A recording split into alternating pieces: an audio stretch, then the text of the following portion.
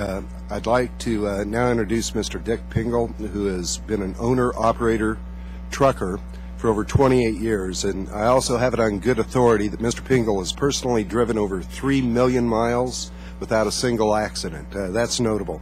The subcommittee appreciates you taking the time to speak with us today, Mr. Pingel. Good morning. My name is Dick Pingel. I live in Plover, Wisconsin, and have been a small business trucker for the past 28 years. I'm a member of Owner-Operators Independent Drivers Association and currently run a one-truck operation hauling food around the country. As you are most likely aware, OOIDA, or OIDA as it is known in the trucking industry, is a national trade association representing the interests of small business trucking professionals and professional truck drivers. The more than 152,000 members of OIDA are small business men and women in all 50 states who collectively own and operate more than 200,000 individual heavy-duty trucks. The majority of the trucking community in this country is made up of small businesses, as 93% of all carriers have less than 20 trucks in their fleet, and 78% of carriers have just 6 or fewer trucks. In fact, one-truck operations such as me represent nearly half of the total number of federally registered motor carriers.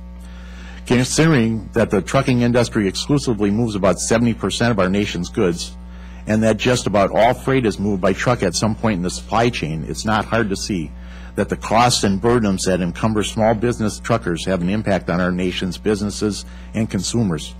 The cost of fuel is very often the largest operating expense with which small business truckers must contend. For folks like me, fuel costs can easily be 50% more or more of our annual operating expenses.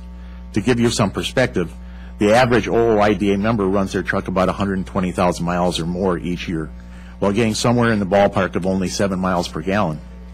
Most of us will be operating trucks equipped with either twin 135-gallon tanks or twin 150-gallon tanks, so we can easily see a bill of over $1,000 when we fill up. In addition to the fuel going into the tanks of my tractor, I use a trailer with a diesel-powered refrigerating unit to haul dairy products for producers in Wisconsin.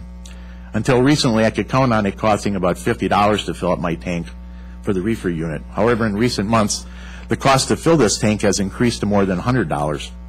The additional money I'm now spending on fuel for my truck and trailer once went into investing in other areas of my business, but now it must cover basic operating expenses. Every time I pull into a truck stop, I hear similar stories as truckers are paying significantly more at the pump.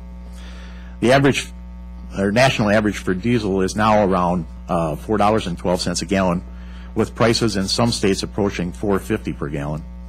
To put this into perspective, each time the price of a gallon of diesel fuel increases by a nickel, a trucker's annual cost increases by $1,000. Diesel prices today are more than $1 higher than they were this time last year, resulting in an enormous extra burden on small business truckers, whose average annual income is less than $40,000. However, unlike past spikes in fuel prices, the recent increases in the cost of fuel are not occurring in isolation. Over the past few years, the trucking industry has been laboring under a steadily increasing amount of costly and often unnecessary regulations, which, when coupled with the rising cost of fuel, are certain to force many small business truckers in very difficult, if not insurmountable, economic situations. Small business truckers operate in a hyper-competitive market, so managing this, their number one expense, is imperative for their survival. In our marketplace, we often see costs increase without any corresponding rate increases.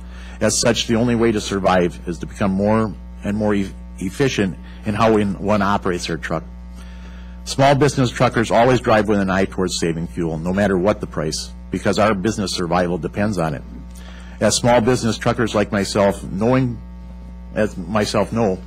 reducing fuel costs isn't a science, it is an art, and one that we pride ourselves on being masters of.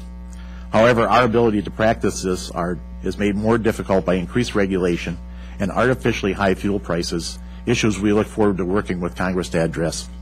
Thank you for this opportunity to speak with you, and I look forward to answering any questions that you may have.